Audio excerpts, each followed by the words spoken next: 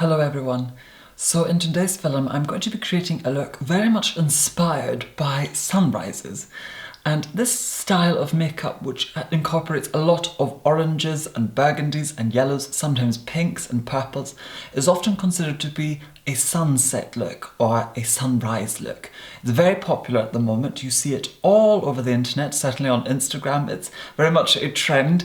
And well, I do tend to always say trends are for the anxious. But regardless, it is actually a very beautiful style of makeup, especially a beautiful style of eye makeup. Against all eye colours, it is a very flattering look.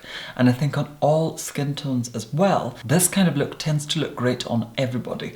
But certainly if you have blue eyes and green eyes, it can also work on brown eyes as well. But you would just adjust the tones ever so slightly to contrast against the browns. But overall, it's just a simple, quite full-on, colourful eye. And today I'm probably only going to use one or two colours, not that many. I'm definitely going to be using a yellow, an orange and a burgundy on the eyes. Now today I have absolutely nothing on my skin. I'm going to be going in and doing my eyes first of all, which is a step I don't usually do. I do tend to apply my base, then my eye makeup first. But today I'm going to do it differently. I have gone in and applied eyebrows. My skin is totally bare. I have already gone in and sketched in eyebrows. And to do so, I used some of Kryolan's Dermacolor Cream Concealer in the shade D40, which is this beautiful army green grey colour. Now, I've just drawn in the eyebrows as a stencil. I'm going to go in later and draw on individual little hairs with powder eyeshadow.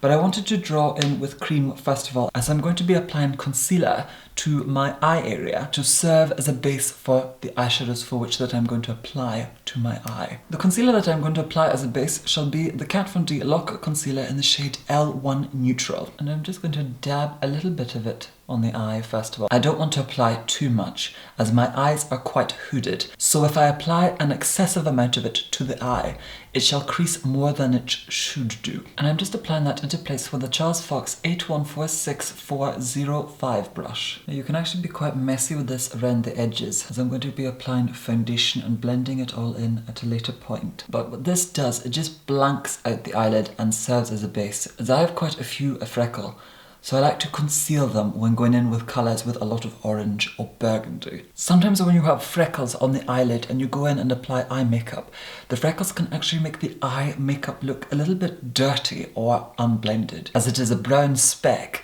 that appears under your eyeshadow. And I'm just ensuring seamlessness by buffing the product in ever so slightly with a synthetic Zova 227 brush. I know that they do a goat fibered 227 brush, but this is the synthetic version. By applying the eye makeup first, then going in with your foundation and your concealer and your powder, it actually prevents something called fall down. So for those of you who do not know what fall down is, it is when you take a powder formulation, whether it be loose or pressed, and you're applying it to the eye, and sometimes the excess of it will fall down. That is why sometimes when you apply eyeshadow, you might get specks of colour, brown or black or whatever colour you're using on your cheek. That can be prevented by applying a little bit less on your brush, but it can be totally prevented by applying eyeshadow first of all. Now I'm going to go in with eyeshadow. First of all, applying our transition colour, and I will be doing that using illamasqua's powder eyeshadow in the shade Vapor. And what I'm doing with that first of all is just stippling that into the crease area and then buffing it just ever so slightly. Doing so with a MAC 217. And you can really pack it on. Because I'm going to be going over the eyelid with a burgundy shade, it doesn't really matter that much if what you apply to the eyelid is a little unneat. And I don't really want to wing it too much today. Then taking a clean MAC 217 and just buffing those edges. I'm also going to take the brush on its side and pull it down onto the eyelid and really starting to pack the colour on in the socket so that we get a really intense colour. So it's really about building up in small layers. You apply a little, then you go in and blend the edges, and then you apply a little bit more until you get the desired colour intensity for which that you desire. You really want to just focus on achieving a really seamless colour gradient. You can just keep on going back in and buffing the edges, buffing and blending, moving the colour outward. And you just want to keep on building that colour up in the crease and the socket so it becomes very opaque, but then continue to blend it outward so that you have a really seamless gradient on the outside of the blend. Then I'm going in with a clean Zova 228 brush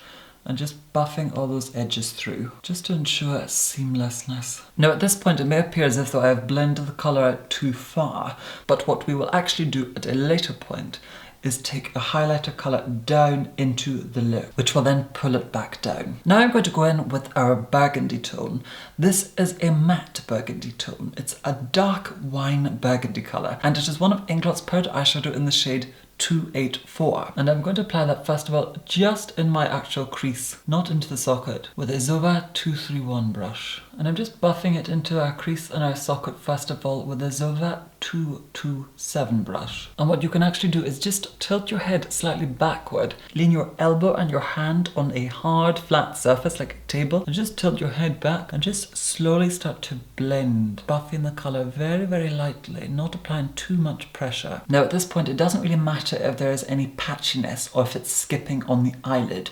We will amend that in just a moment, but what we want to do is create a really flawless, beautiful transition between the burgundy and the orange. And you can just go back in with a clean 227 brush or 217 brush by MAC Cosmetics and just buff the colour. And then just taking that colour onto the eyelid and then going over everything we've applied with our 228 brush. And then on a MAC 239, I'm just packing all that 284 colour onto the eyelid. And I'm not quite taking it right into the inner corner. I'm just almost keeping it where the eyeball is. Now as you can see, the shade does differentiate. Because we have blended the burgundy through the crease into the orange and blended the orange into the burgundy so that the two correlate together, we then apply our burgundy shade on the eyelid and it will appear more burgundy as opposed to slightly more orange burgundy like we have through the crease.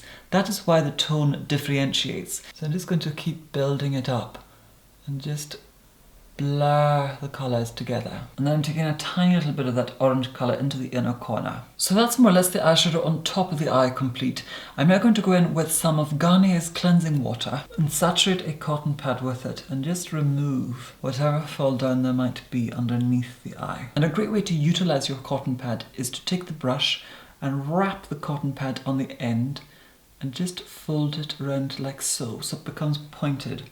And then you can get into the much more inaccessible parts of the eye, rather than having to take a clean cotton bud or cotton pad. So now I'm going to go in and apply concealer and foundation. So I have gone in and applied my foundation, my concealer and my setting powder. To begin with, I primed and moisturised my skin with some of Embryolisse Lait-Crème concentrate. For foundation, I applied Kat Von D's Lock-It foundation in the shade Light 42 Neutral. For colour corrector, I applied Kryolan Dermacolor Cream Concealer in the shade D1W. And as a concealer, I applied Kryolan's Dermacolor Cream Concealer in the shade D707. And then I set it all through with some of Kryolan's translucent powder in the shade TL3.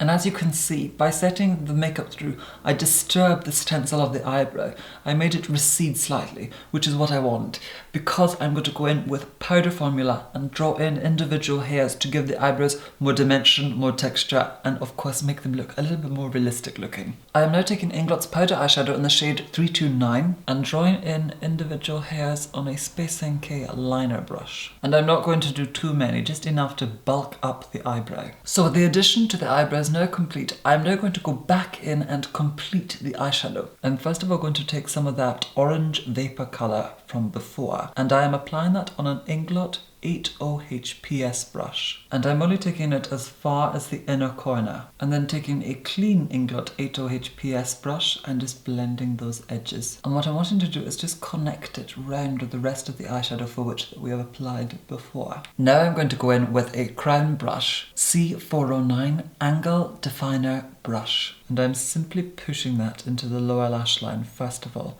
and then taking it upward and outward, connecting it with what we've applied before. And I'm not taking it all the way into the inner corner, I'm just stopping right here, almost 3/4 of the way in. And then taking our Inglot 80HPS brush from before and just merging the two together. I'm now going to take some Inglot eyelash curlers and curl my eyelashes. Now I'm going to go in with my usual go-to mascara, which is the Balm's What's Your Type mascara. With the mascara now applied, I'm going to apply some black gel eyeliner to the waterline. This one is by Inglot and it is their AMC gel eyeliner in the shade 77. And I'm just applying that to the waterline using a Laura Mercier Smoky Eyeliner brush. Then I'm taking a Zova 312 and I'm going to draw a little flick in the inner corner, otherwise my eyes just tend to look a little bit downturned. So I've drawn a little flick in the inner corner and I've done it a little bit messy as I didn't want it to do it super neat, as I think it would become slightly expected. But because I've drawn a flick in the inner corner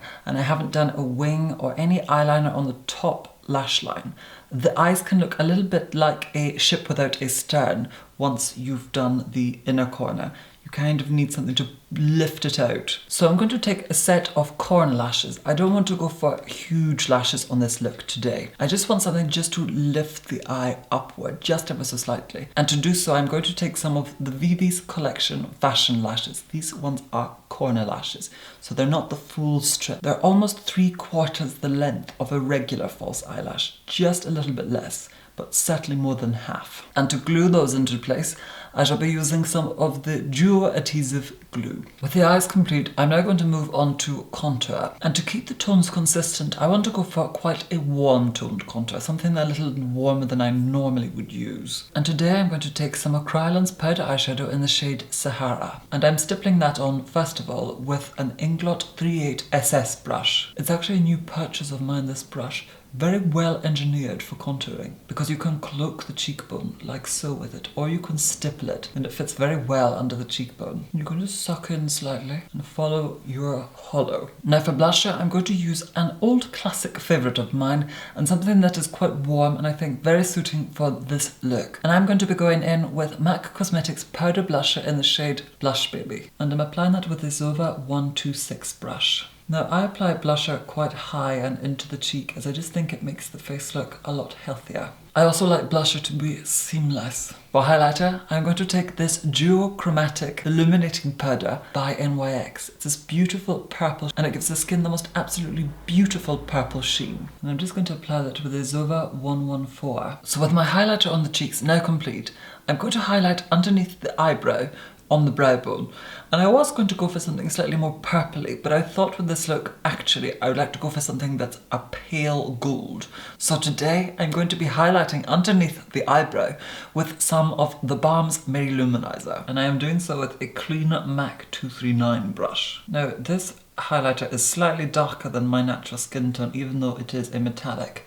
So I'm not going to apply too much of it, just mainly concentrating around this area. Now for the inner corner, I actually want to use a pale pink highlighter. And to highlight the inner corner, I am taking a Real Techniques detailer brush. And I am applying some of MAC Cosmetics powder eyeshadow in the shade Pink Freeze, just around the black liner for which that we have applied. And a tiny little bit of it underneath it. So I'm going to go in with nude lipstick today. I think it's most suiting for this kind of look. And I'm going to use a liquid lipstick, but first of all, I'm going to line the lips with some of MAC Cosmetics lip liner in the shade Spice. With the lips now lined, I'm now going to take this Smashbox liquid lipstick and apply it directly to the lips. Now I like to stretch the lips when applying liquid lipstick, just to ensure that it saturates into all the finer lines within the lips. So that more or less completes the look.